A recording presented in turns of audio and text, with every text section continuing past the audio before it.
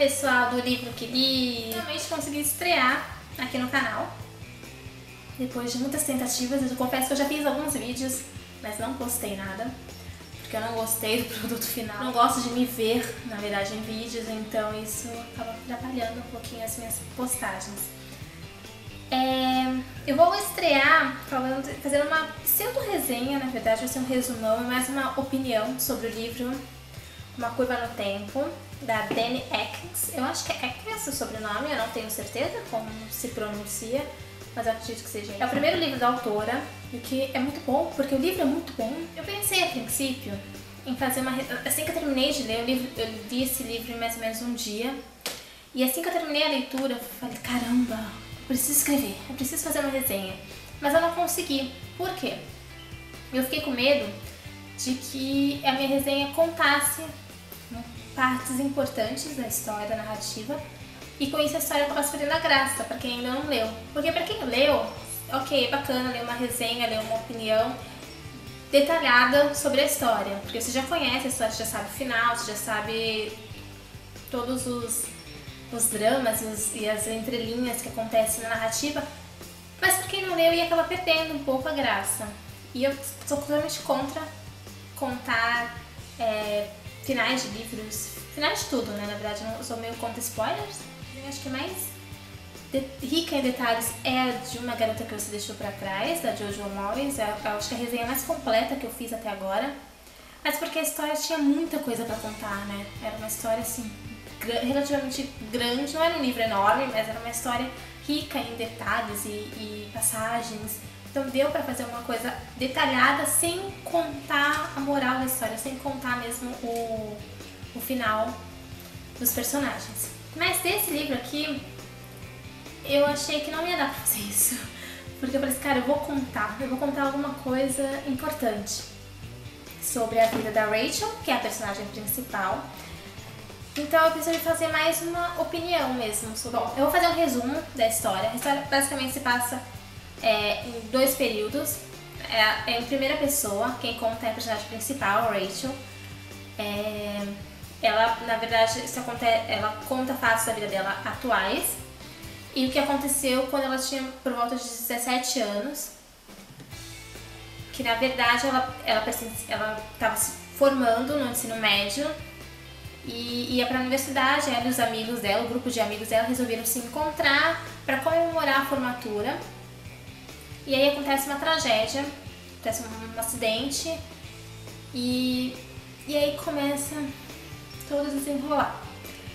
A história, eu acho que na verdade o grande trunfo dessa história, a grande sacada da autora é fazer com que você não saiba o que é real, do que é imaginação da personagem, do que é sonho talvez, porque a personagem ela entra em coma, nos dois períodos ela fica alguns dias desacordada, então você não sabe se ela imaginou alguma da parte da vida dela durante esse período de coma, se ela acabou confundindo as coisas, né? Se ela acabou voltando no tempo por causa desse período, ou se não, ou se realmente ela tem uma segunda chance na vida, se o universo conspirou a favor dela e ela conseguir voltar no tempo e mudar toda a trajetória da vida dela. Então, a história toda mexe muito com isso e pontua muito isso. Então a gente sempre fica naquela dúvida, cada capítulo a gente fica naquela dúvida de caramba, será que é verdade, será que é mentira, será que é sonho, será que ela vai acordar? O que vai acontecer? Durante esse acidente, durante essa tragédia, um dos amigos dela acaba morrendo. E aí, anos depois, ela acaba retornando à cidade. E aí, com isso, ela vai embora da cidade. Ela e o pai dela, só ela e o pai, ela acaba saindo da cidade. Ela tem o sonho de ir pra faculdade, de fazer jornalismo, etc e tal. E aí, eles saem da cidade. E aí, dentro desses dois universos, tem uma realidade boa e uma realidade ruim. Na realidade boa, ela realmente... ninguém morre, digamos assim. Eles passam por acidente, um dos amigos dela, o Jimmy, que é o melhor amigo dela, na verdade, ele acaba ficando muito ferido durante o acidente, mas ele não acaba morrendo. E aí, tá, enfim. Só que eles perdem também um pouco do contato, tudo. Ela só retorna à cidade pro casamento da amiga dela, da Sarah. E aí, ao retornar pra cidade, ela reencontra o Jimmy. Só que aí ela tá noiva do Matt, que é o cara bonitão da turma, é o cara rico, bonito, bem-sucedido, etc e tal. Esse é o paralelo bom da vida dela, né? Ela tá realizada na profissão, ela tá fazendo o que ela gosta, ela tá numa revista importante, ela tá tendo sucesso na carreira. E aí, a partir daí que a história começa a mudar. Porque, na verdade, no paralelo ruim da vida dela, o que acontece? O amigo morre, ela se sente culpada pela morte do amigo, porque ele não conseguiu sair do local onde eles estavam por causa dela, enfim, ela que atrapalhou a passagem de todo mundo, enfim. E ela se sente culpada, então ela não consegue fazer... A vida dela não anda, ela fica dias também hospitalizada, e a vida dela meio que não anda, por causa não vai pra faculdade, ela tem um emprego assim mediano, ela vive sozinha, o pai fica doente, enfim, e ela retorna à cidade, ela some da cidade, ela tem uma verdadeira fobia da cidade dela, por causa do acidente, pelas lembranças. E aí, ela também volta, mas ela volta também à cidade por causa do tal casamento da Sarah. Então a única coisa que a gente tem certeza desse livro é o casamento da Sarah, porque é a única coisa que bate, é a única coisa real, na verdade. O acidente na adolescência também é real, mas os acontecimentos desse acidente, eles se diferem, e a forma e todo o contexto da vida dela também se difere até então.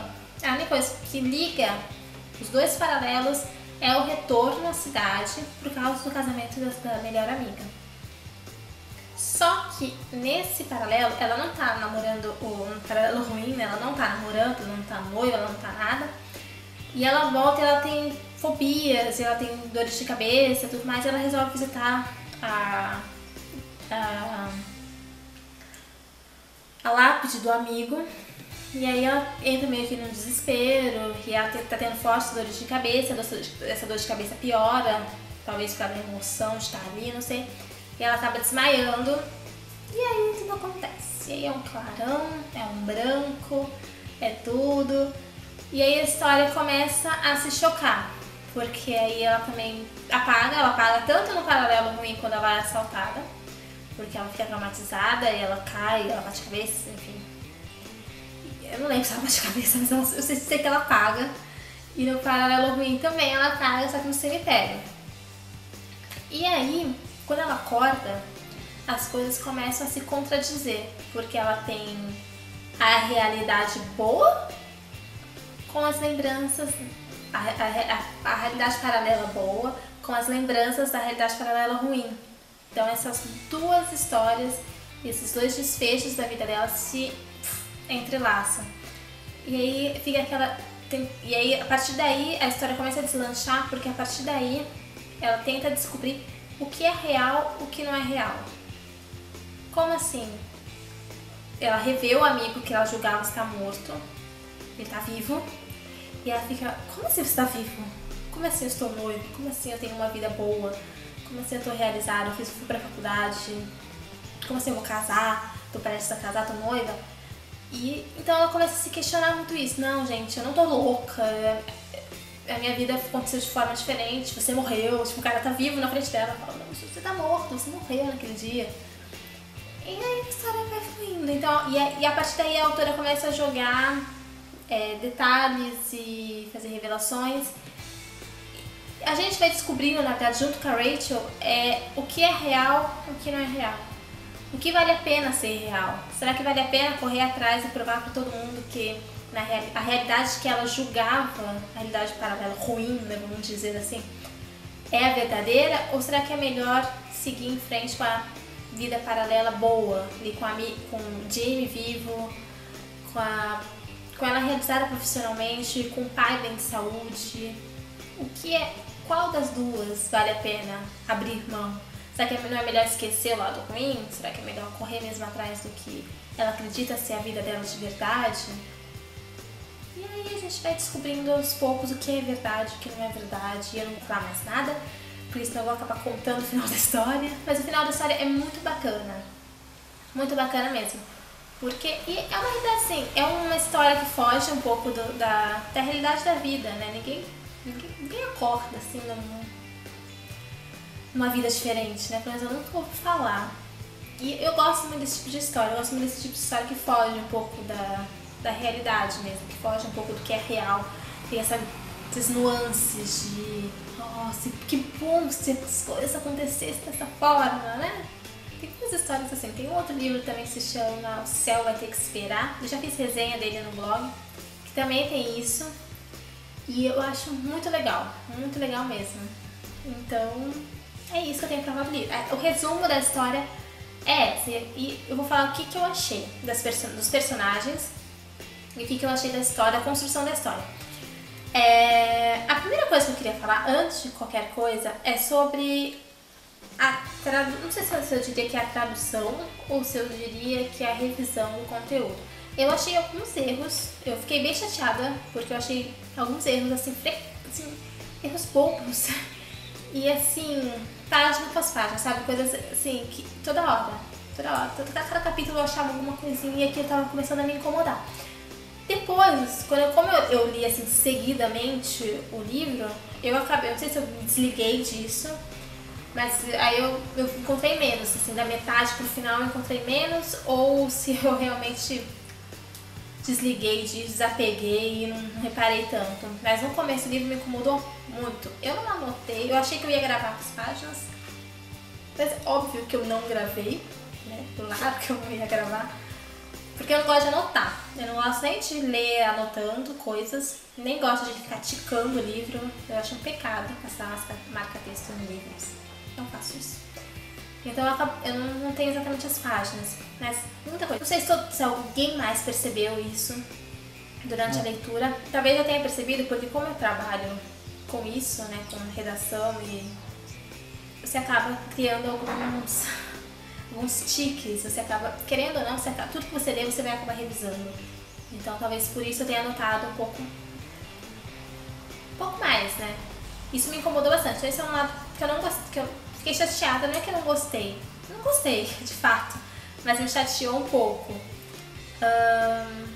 Fora isso, a história em si. Eu gostei muito da personagem, da Rachel, da personagem principal, ela que narra a história, ela que conta a história, na verdade, a gente descobre a história através dela, através da visão dela, das experiências dela, das lembranças dela. Então, e eu gostei muito da personagem. Ela é uma personagem totalmente humana, assim, porque ela é frágil, ela é cheia de complexidades, e ela erra, ela chora, ela se desespera, ela duvida, ela questiona, ela briga. E isso é muito bacana, ela não é aquela personagem à la princesa Disney, sabe? Toda certinha, toda boazinha, toda... Não, ela é uma personagem mesmo com características reais, características humanas mesmo. Os outros personagens eu achei mais caricatos, assim, o Jimmy na versão vivo, ele era aquele cara bacana, perfeito, né? Bonito, amigo, compreensivo, prestativo, o pai dela gostava. Era a versão caricata, né, do príncipe, vamos dizer assim. O Matt é o noivo dela, né, o namorado e noivo dela, tanto no passado ex-namorado, no presente noivo, não. O Matt já era o oposto, né? O Matt era uma pessoa bacana, eu achava, assim, só que ele tinha aquelas características básicas do cara mimado, sabe? Ele se achava o rei da cocada preta, ele era meio... eu posso tudo, eu tenho tudo. E tinha uma certa competição entre o Matt e o Jimmy durante a história, que, claro, tem que ter, né? Tem que ter conflito, todo enredo tem que ter um conflito. Mas talvez, eu não diria que ele seria o antagonista ou o vilão da história. Não, eu acho que era um cara comum, assim, dentro das características dele. Eu gostei muito da Sarah. A Sarah é a amiga da Rachel e eu gostei bastante dela. Ela é bem engraçada, assim, aquela amiga engraçadona, sabe? Aquela amiga que... Amiga, você não sabe, vou te contar uma coisa. A Sarah é isso, sabe? Eu gostei bastante da personagem, assim, ela aparece pouquíssimo na história, pouquíssimo mesmo, ela poderia aparecer mais, mas o pouco que ela aparece faz diferença, porque o pouco que ela aparece dá um pouco de leveza ao enredo. Acho que a Sarah é a personagem que foi plantada justamente para dar leveza em alguns trechos da história. Ela aparece bem pouco, mas ela aparece mesmo para dar um pouco de graça na história toda e sair um pouco da tensão, né, daquela coisa de que, ai, o que vai acontecer, o que tá acontecendo no surto da Rachel. Então eu gostei bastante. Tem o pai, eu não lembro o nome do pai eu não gravo nome de personagem, gente. Eu faço resenha com o livro do lado e vou abrindo. Ai, eu preciso saber o nome de tal pessoa. Aí vou lá e vejo. É muito difícil eu gravar nomes de personagens de livros. Eu posso acabar de ler o livro, eu não vou saber o nome. Talvez da personagem principal eu até lembre. Do restante eu não vou lembrar.